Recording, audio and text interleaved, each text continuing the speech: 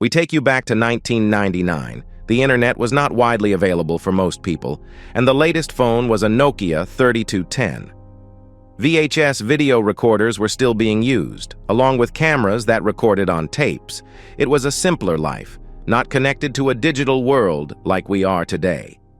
May the 3rd, 1999 started out as a calm day in Oklahoma, with overcast skies and mild temperatures. The Weather Service were closely monitoring conditions as they were expecting some storms mid-afternoon. In its Day 1 convective outlook for the United States, the Storm Prediction Center, based in Norman, Oklahoma, issued a slight risk of severe thunderstorms from southern Nebraska to central Texas. Analysis had detected the presence of a dry line that stretched from western Kansas into western Texas that was approaching a warm, humid air mass over the Central Plains. The condition ahead of the dry line and a connecting trough positioned over northeastern Colorado appeared to favor the development of thunderstorms later that day that would contain large hail, damaging straight-line winds, and isolated tornadoes. Forecasters initially underestimated the atmospheric conditions that would support tornadic development that afternoon and evening. Around 4 a.m. that morning, Doppler radar and wind profile data indicated a 100-mile-per-hour streak of elevated jet stream winds along the California-Nevada border. By 7 a.m., meteorologists took a CAPE reading, or otherwise known as convective available potential energy. This CAPE reading started exceeding 4,000 kilojoules per kilogram, a value well above that of which is required to produce tornadoes. Tornadoes have been known to form at just 1,000 joules per kilogram, and this reading was 4 times higher.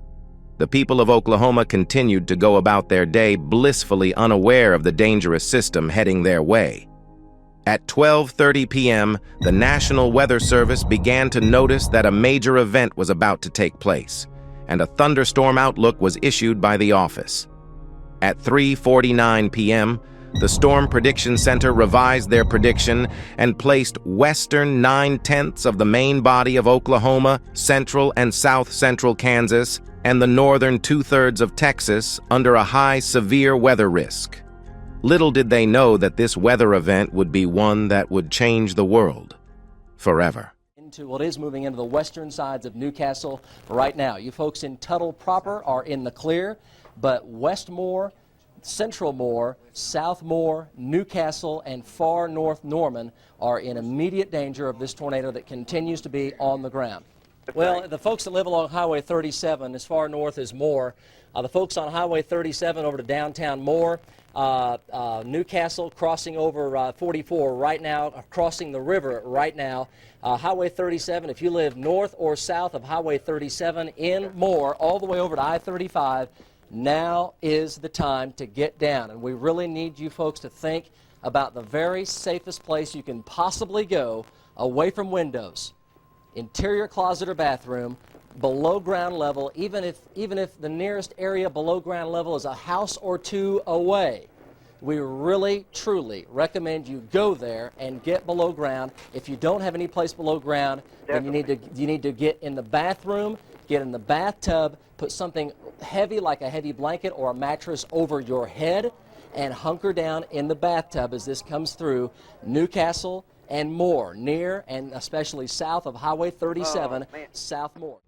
May the 3rd saw a huge outbreak of tornadoes all across Oklahoma.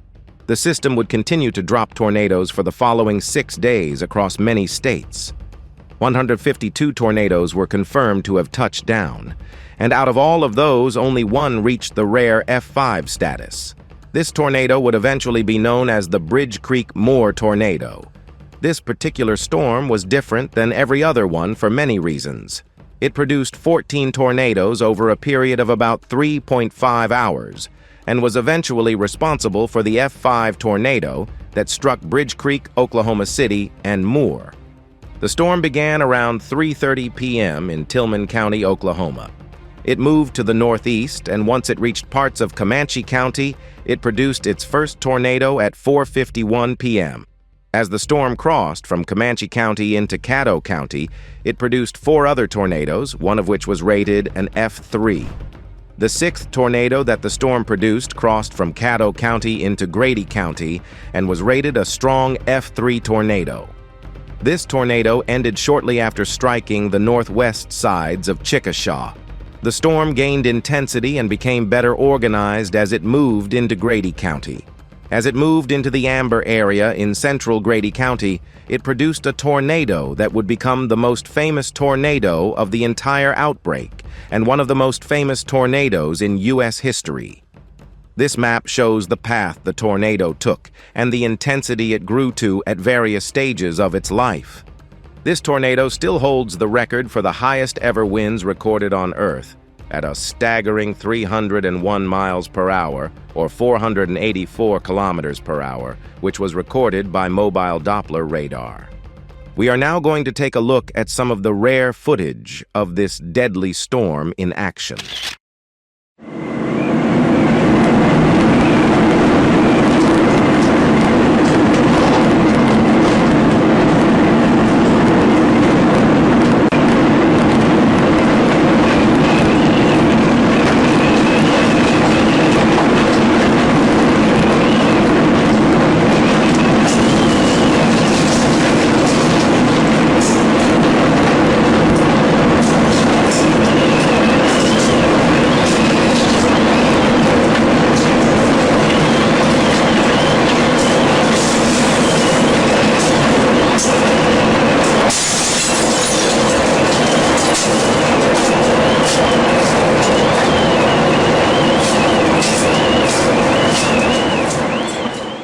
Wide at least. It's a half-mile wide at least. I would say half a mile wide at the ground.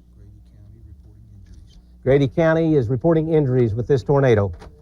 This is a wedge tornado. This is the type of tornado that you need to be below ground level. I see it wrapping totally around. Is it still well-defined? It's very well defined. I mean, this thing is still a wedge. I mean, it has no signs of lifting. This is definitely going to be a long track. It could make on into Oklahoma County. Now, normally they do not last this long, but this storm has a history of producing tornadoes. Gary, we have lots of emergency vehicles going down the road now. A lot of emergency vehicles going down the road. There must have been a structure up here hit somewhere. Anybody that gets hit by that thing, the house is going to be leveled, I guarantee you. So the stress below ground shelter. Now, you folks in Pocasset, Tuttle, Amber, Mustang have time to move to a place of safety. This is when you should do it. Do not try to ride this storm out in your home unless you are trapped. This is a major tornado of significant proportions. Wind speeds we don't know, but it's going to level most houses. Gary? Yes. We have damage. We have, looks like, we're blocked off. We can't go any further here. It went across the house area, and it's leveled all the power lines. Oh, brother, we've got power lines stretching all across the road. We've got a traffic jam. You going to be able to get through it? We've got chase vehicles, new state vehicles backing up, trying to get out of here. We've got emergency vehicles that can't get through because the power lines are down. The tornado is to your northeast. Okay, we'll have to turn around and go back. Okay. Someone tracked down Mark Dawson. Val, we're going to talk to you as we see this tornado. We still see a huge bell-shaped, that's a bell-shaped bottom without the bell at the bottom. Does that sound right? Yeah, that sounds very right. And we're seeing still a large tornado on the ground, not quite as large as far as being defined, but we see a huge circulation that, I don't know, it's a quarter mile across or what it is, but it appears to be very huge. And I will tell you folks, once again, as you watch this tornado, if it maintains itself, now it's produced several tornadoes. Let's go to Storm Action 3. Go to Storm Action 3. Archie, we have a very increasing tornado on the ground. It looks like starting to increase in size. It's about, I would say, 1 mile to our northeast right now, Gary. Bobby, you have to repeat. I can hardly hear you in here. Talk to me again. Okay, Gary, the tornado's starting to get bigger again. It's just west of Okarche. Gary, range of 9 damage. This is northeast of the tornado. Wait a minute. Bobby, talk to me. You have a tornado in Okarche? It's just west of Okarche, Gary. Moving toward Okarche. So you folks in Okarche take immediate tornado precautions? We're moving east now. We're directly west of Chickasha. Moving east. We're probably about 4 miles west of Chickasha, moving east on a paved road now. You're 4 miles west of Chickasha. Moving east, where is it in relationship to you? Gary, we can see another funnel, actually. Where's it? Hey, we've got another funnel behind the first one. Give me the location. We've got another funnel probably a mile or a half a mile. I got it. Half a mile behind the first. It's on the ground. There's 2 tornadoes on the ground right now.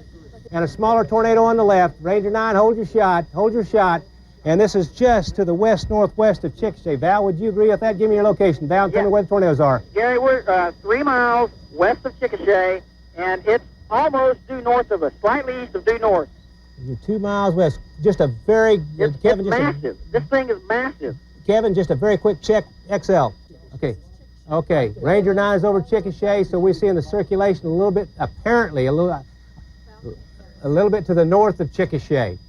Another large tornado coming down at this time. My gosh. Another stovepipe tornado coming down. Yes. Nothing. Val, talk to me again. We see a large wedge tornado. It's on the ground again, and it's turned into a wedge again. Okay, Val, we see some red flashing lights. That is the Chickasha Airport, reference in the middle of the screen. It is north of the Chickasha Airport. Talk to me, Val. Okay, Gary, it's like it never even missed a beat. It's back on the ground again. It's just as big as it was before. Like I say, it's a wedge again. South side of the airport, multiple power line flashes, debris cloud in the air, tornado moving through the airport in Chickasha. All right, we've had a report of a tornado west of El Reno. That has not been confirmed, but we'll be watching that very carefully. Here we have a large tornado, easily F3, maybe F4, long track, deadly tornado. It is moving through northern sections, extreme northern Chickasha, the airport area, toward Amber. And you see that red, just a quick. Please head north.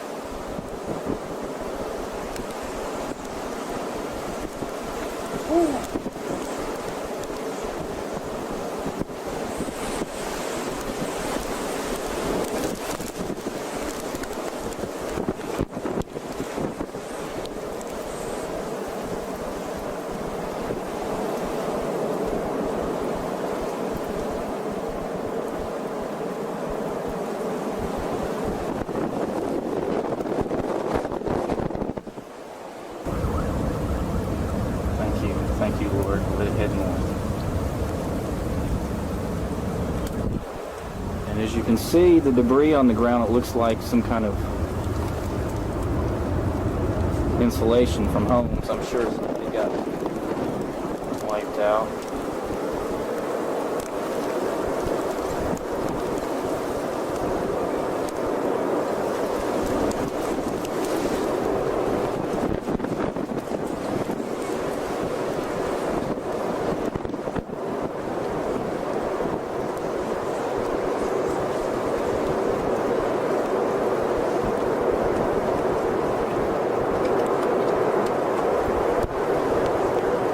Amazing sound I've ever heard.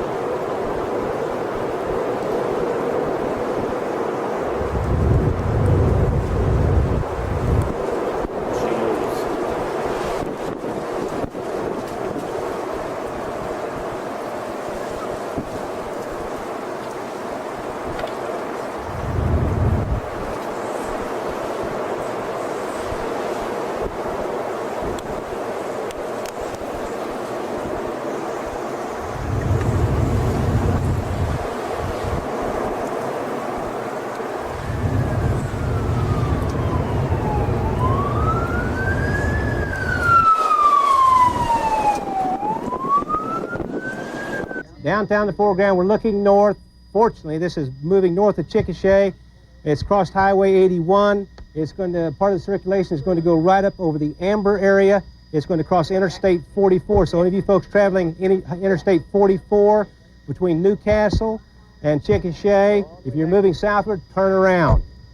Get out of there, go back north, get off this thing. It's not the only thing. You do not go south. If you're on Interstate 44 going to the southwest, If you're on 92, turn around.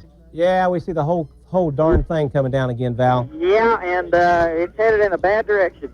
We got a big wedge, and we'll keep looking at it, Val, and I'm going to mention it's a little to the east-southeast of Amber now, but I have a broad view on it. Could get large hail and damaging winds in Tuttle. It's going to move from Amber right across I-44 into the Blanchard area. So, and let me tell you, this thing is really dangerous. Talk to me, Val. Gary, it's like I say, it's a very, very large tornado, and it's I would say probably 2 to 3 miles east-southeast of Amber. It's probably getting close to I-44. Yeah, it's looks like it's just a few miles from I-44. Now, on Newcastle, the time it's 7:01. It's very large, very large. Val, this is the hugest I've seen all day. Yeah, it is, Jerry. You're right. It's the biggest that I've seen it all day. I mean, I can't even see the other side of it. It's probably, it could be as wide as a mile. It could be as wide as 1 mile. Keep talking to me. Keep talking to me. It looks a lot like the Allison tornado out in the Texas Panhandle back in '95. It's large. Val, there's an extremely deadly tornado from the Norman Police. You can go to the Irving School. Gary, we're going over the bridge right now that goes over I-44. Okay. And this thing is still west of I-44, probably a mile or so. Okay. But when it gets to I-44, it's moving in such a direction that it's going to travel along the highway for a while. Okay, Val, we just see a huge tornado. Please say half mile, 3/4 mile wide? Gary, I'm going to say approaching a mile wide. Okay. Now, this thing is moving toward I-44. It's probably going to take in part of Blanchard, part of Newcastle. It could come in very close to southwest 134th and southwest 106th. Could reach parts of Moore at 719. If it turns into the right, it's going to go into the Norman area. Okay, Val, talk to me. Well, Gary, it's still very, very large, and I think it's getting very close to I-44. Okay. We're crossing its damage path right now, and everywhere we cross the damage path at, it drops everything. Power lines and everything go down. Okay. We've seen a number of emergency vehicles. Val, this is a huge tornado. It's large, Gary. This is very large. This is bigger than Red Rock. I don't know if it's as strong, but it's bigger. A lot bigger. Oh, I would agree with that. I would definitely agree with that. Looks like the whole updraft is on the ground. Yeah, the whole thing's on a gigantic wedge-shaped tornado. One of the more deadly ones you can find. We still see a huge tornado. Motion. Gary? Yes. We are a half a mile south of the tornado. We're getting wind gusts of 60 right now. You're 1/2 mile south? Half a mile south of the tornado, we're getting wind gusts of 60. From what direction? I see a large piece of debris flying through the air about 200 yards to our north. What direction are your winds? West. So you're getting some wraparound? We're getting wraparound precip, definitely. That looks like the entire thing. You got a surface-based mesocyclone. Yes, that's exactly what it is. The whole thing's on the ground. The whole thing's rotating. Val, so is it on I-44 yet? Well, Gary, it's very close to I-44. I'd say within a 1/4 mile or less. Okay, that's about where it looks almost skirting it. Almost skirting it. Well, the direction it's going, it's going to be on I-44 for a while. Yeah, it looks like it's going right down I-44. Yeah, that's not good. It's difficult to get off that thing. If anyone's on I-44 headed south right now toward Chickasha, I would turn around. I just saw a power flash, big power flash. As you look at this tornado from Ranger 9 Live, we have it right along Interstate 44, not too far from the toll booth, moving northeast at about 30 miles per hour. Out here. Uh-oh. Okay, shoot video, big time, just roll the video. Gary, it's a half a mile to the left, right in front of us. It's leveled a couple houses over here on 149th Street. It's just now, probably a 1/4 mile north of 149th Street, and I'm trying to figure out, it's probably very near May.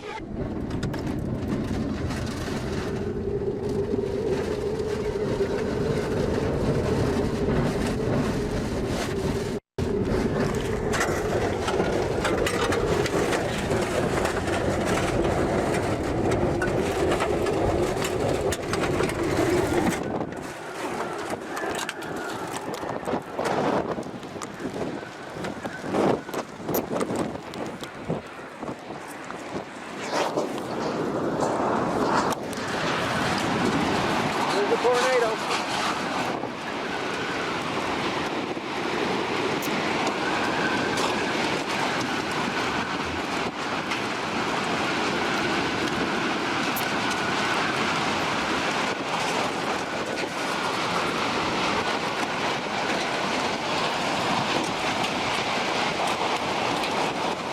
Right in front of me.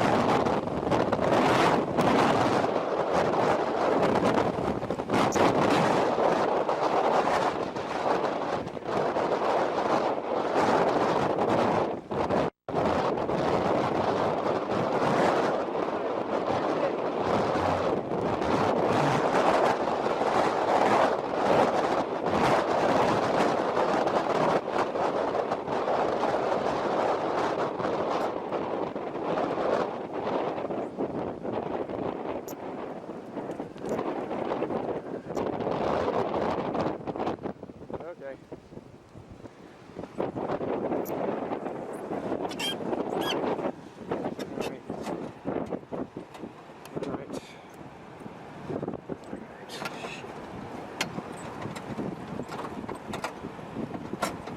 Let's see, there it is.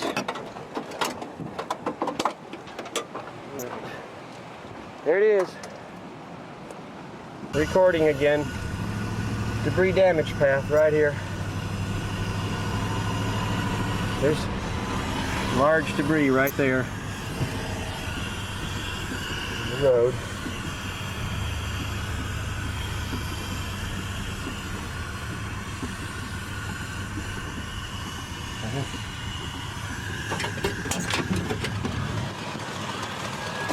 Large debris.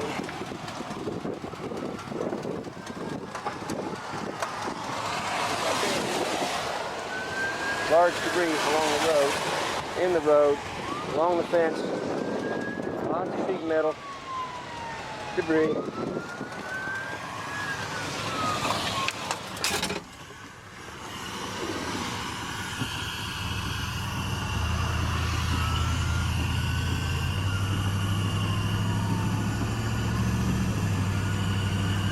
Dead bird.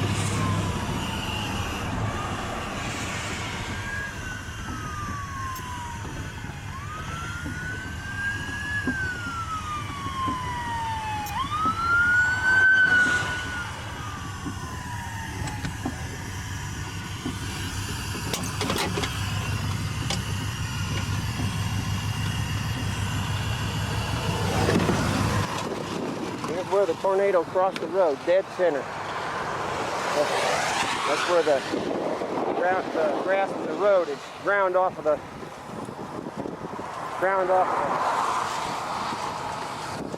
the easement of the roadway. The grass was peeled. The topsoil and grass was eroded off of the dirt. The grass was ground off of the road. There's a stripped tree right there. Right here.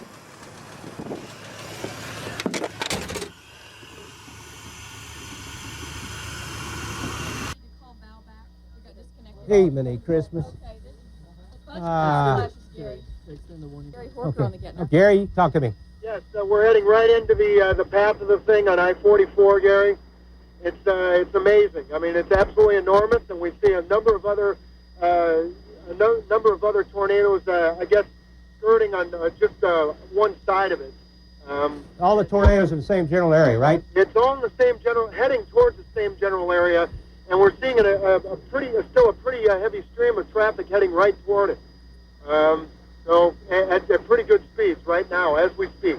This is a long track tornado. You see all those lights to the south. We see all those lights to the south. Ranger 9, give us what location that town that is. It's moving into populated areas. Gary, you there? Yes. Okay, Gary. Man, this thing is still just as large as it ever was. It's probably on I-44 right now. It's hard to tell. It might have went across it already, but... Make sure I have that southwest shot also. It's there. It's there. On our map, we're starting to see areas of residential sections in its path now, more towards the northeast. I mean, it's starting to come into the outskirts of the metro area. There's residential sections off to the northeast of it, so, I mean, it's still large. It's still on the ground. Val, as we were talking, we flashed on a picture of the tornado near Fort Cobb. You folks in the Fort Cobb area, Anadarko area, Washita area, take your immediate tornado precautions. Very quick look at that. Tornado, deadly threat in the Washita area, Fort Cobb, Anadarko. Back to Ranger 9. Ranger 9 thinks the lights may be the toll booth. You think the lights may be the toll booth? It may be just a little bit to the, just a little bit to the, I think that's very close to toll booth, so y'all know where the toll booth is. It's just a matter of miles down the road from Newcastle. So this storm is moving directly toward Newcastle at this particular time. This is a long track, potentially deadly tornado. Gary. Yes. We're back within about half to 3/4 of a mile of it now. It's directly north of us. Yes. I think it's on the interstate right now. And it's got violent rotation. I don't ever recall anything exactly like this. The way it looks. Uh-oh. Val? Yes. Well, just go ahead and talk. Okay, Gary, like I say, we're probably a half a mile directly south of it. It's massive rotation. It's probably just coming off the turnpike right now. I saw some big power flashes within the tornado earlier, just a while ago. You will see the top of them right there. 2 tornadoes.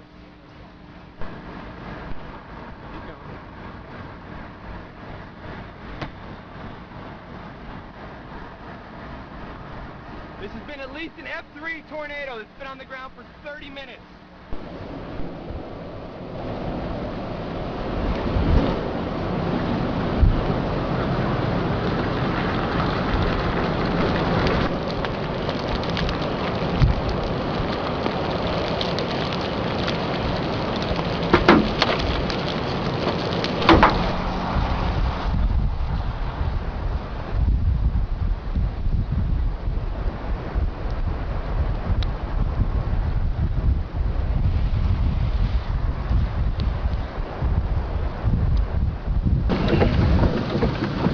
Oh, God.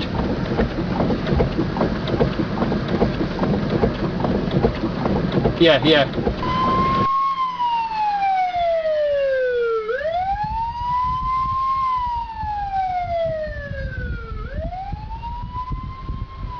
Damage in the Fort Cobb area due to tornado. We still see, Val? Yeah. No, that's the toll booth. It's a little northwest of the it's still north. It's paralleling Interstate 44 is what it's doing. That's the toll booth right there in front of you on the right. It's paralleling. So let me tell you, you live anywhere along I-44, quick look of XL, you see the huge circulation coming up right up Interstate 40. Right up Interstate 40. Interstate 44. I mean, Interstate 44, there's a toll booth coming up southwest of Oklahoma City. Okay, now Mark, you can hear me. Mark, as you talk, we're going to have this huge tornado over here, but you're going to be talking about the Fort Cobb. Okay, Gary, we continue with the large tornado on the ground out here.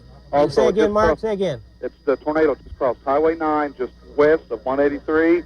Okay. It has done damage. It has damaged several houses that we have drove by. Numerous tree damage in this area also. Continue with the large funnel on the ground. Okay, Mark, we appreciate your report. So tornado continues on the ground in the Fort Cobb, Anadarko area. Take your immediate tornado precautions. The Fort Cobb storm, Anadarko, the Washita area. Take your immediate tornado precautions, moving northeast at about 30. Damaging tornado there. This storm is getting ready to move in. This thing is extremely deadly. This is going to be it is serious. Going to get much more serious. Gary, we can hear the tornado right now. It is roaring. We're close enough to hear it. There's debris we're just about to get hit with debris. It's got to be on the turnpike now. Who has that? It's Ranger 9? there's all kinds of debris flying through the air, all kinds of debris. Okay, Val, Ranger 9 reports the tornado is totally wrapped in rain, becoming HC. Well, he's right. Probably real close to being right. We've got debris flying through the air all over the place here. Okay. Norman Cam should be coming up with a shot here before long. Debris? West Oklahoma. This is in the this is in the Fort Cobb Anadarko area. Well, that's fantastic. Great shot. Tornado warning continues. Anadarko area of Fort Cobb. Back to Ranger 9. Back to Ranger 9. Tornado is so large. Sirens are going off in Yukon. We'll have to wait and see on that. Bobby has a large wall cloud near Okarche. We're going to take a look there. Tell Bobby to send us a picture of that. And that should be visible from El Reno Cam. Okay? Okay. Is everyone grabbing those phones? Okay, yeah. Okay. Priority one, tornado warning for you folks in the Okarche area. Get Bobby on Gettner. Priority 1, tornado warning, Okarche area. Hey, Gary, we are just west of Okarche. We have a very increasing tornado on the ground. It looks like starting to increase in size. It's about, I would say, 1 mile to our northeast right now, Gary. Bobby, you have to repeat. I can hardly hear you in here. Talk to me again. Okay, Gary, the tornado's starting to get bigger again. It's just west of Okarche. Gary, Ranger 9 damage. This is northeast of the Tundra. Wait a minute. Bobby, talk to me. You have a tornado in Okarche? It's just west of Okarche, Gary. Moving toward Okarche. So you folks in Okarche take immediate tornado precautions. And what you're looking at is a gigantic damage path from Ranger 9 from this tornado that's moving into the metro area. This tornado is moving in the metro area right now, but keep in mind, tornado warning for the Okarche area. Tornado warning continues in Okarche. Bobby, you still have tornado in sight. Okay, Gary. It looks like the tornado has just gone over a farmhouse. Looks like we have seen some debris. Again, the tornado's still on the ground west of Okarche. Is it going to hit Okarche? Looks like, Gary, the final cloud is moving north right now. Okay. It's just west of Okarche. Example right in here would be southwest 74th, and this would be southeast 79, southwest 79, so right in 104. So this tornado is moving right up into densely populated areas. In fact, it's in it right now. We've seen some incredible damage path, maybe a mile wide, maybe longer. Check with Bobby on the tornado at Okarche. Do we still have tornado at Okarche? Bobby, can you talk to me? Yes, Gary. We are on the north side of Okarche right now. We still see a funnel cloud about halfway to the ground. The tornado is not on the ground right now. We cannot see a debris cloud, but we do still see a very strong rotating funnel cloud more than halfway to the ground. But what north-south street are you on? North-south street is Portland. There's Penn. Portland, you're right. Yeah, you're right there. It's moving, the leading edge of it should be moving over South Penn. Gary, it's a half a mile to the left, right in front of us. It's leveled a couple houses over here on 149th Street. It's just probably a quarter of a mile north of 149th Street. Okay. And trying to figure out it's probably very near May, north of 149th Street on May. It's north of 149th Street on May. Val has a tornado. Val has a tornado 149th Street and May. Southwest 149th and May. Just north of that location. Okay. Right. The circulation continues huge. This tornado is crossing Interstate 35 in the Moore area. So, oh boy. Okay. Quick check as we look. The damage path is so wide. Tornado is so wide. Let me tell you. Tornado warning for Ranger 9 is 5 south of the airport. Tornado warning for Alfalfa County in northwest Oklahoma. We'll come back to that in just a second. So you folks in Alfalfa County, get the details on that right there. Golf ball size hail north of Tinker. But let me tell you, anywhere, this is once again southeast. No. I need to look this very quick. Right in here is Del City, from Del City area, Tinker, Midwest City area south. Take your immediate tornado precaution. This thing is moving up this direction. I'll just run the arrow up here for you a ways. I won't run it the entire way because it's very broad, and this is not the exact speed. But right now, it's moving Del City, Tinker, Moore. Huge tornado, deadly tornado, back to Ranger 9. Very wide path tornado continues. It is so large we can barely see it. Is this 119th Street? Get east. Get east. East. You guys go east. Go east. It's coming directly toward you. Coming towards us. It's going directly toward you, northeast of 25. Get the heck out of there. It looks like it's increasing in width right now. Looks like it's increasing in width. We got it.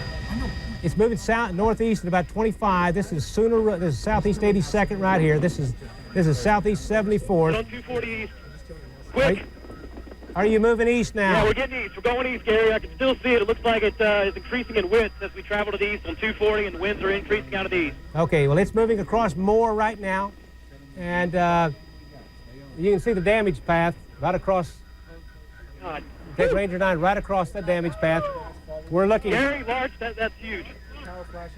You folks, Tinker area, extreme down south Del City, anywhere along 240, I-44, all the way over to southeast 44th, south of 29th. Well, boy, I tell you, over here, we better go in southeastern Oklahoma County, all the way from Reno south. From Reno south, take immediate tornado precautions. Scott, whoa, whoa. You see those, Scott? This is absolutely incredible. Okay, this is the damage path across parts, I don't know what it's more. This tornado is continuing to move. The damage is absolutely incredible.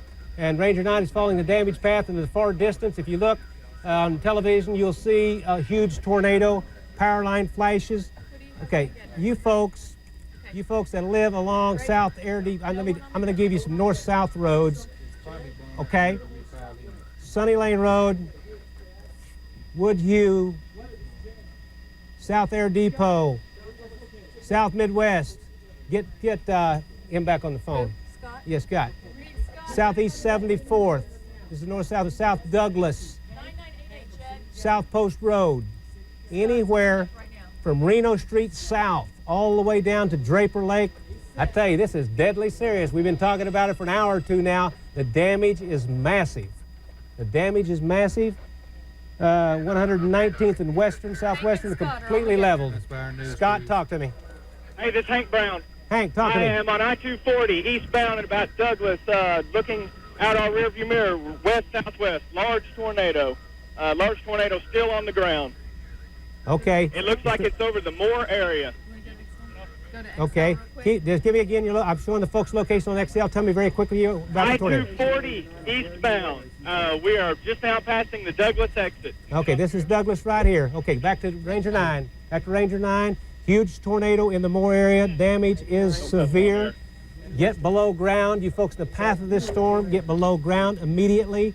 If you live as far east Hey, Gary. If you live, yes. I'm going to hand you to Scott so I can drive. Okay. If you live as far east as Midwest Boulevard, you still have time to take shelter. I tell you, folks, the damage is incredible. As the F5 tornado entered Moore, it caused damage on a scale rarely ever seen before. There were very few storm shelters, and the majority of residents were forced to ride out the storms in their houses. Following the destructive and widespread tornado outbreak, President Bill Clinton signed a major disaster declaration for 11 Oklahoma counties. The question remained, why did this tornado cause so much damage? Preliminary damage surveys conducted by a group of structural engineers from Texas Tech University determined that many of the frame homes that were destroyed by the Bridge Creek Moore tornado were constructed below minimal residential building code standards, discovering some structural deficiencies that violated codes. They determined that nails attached to a plywood roof deck in one damaged home were not properly attached to the rafters, and several homes in rural areas that were swept nearly 300 feet from their original location did not have anchor bolts that secured the frame to their foundations. At Country Place Estates, the homes left a trail of debris strewn 3,000 feet away from their location.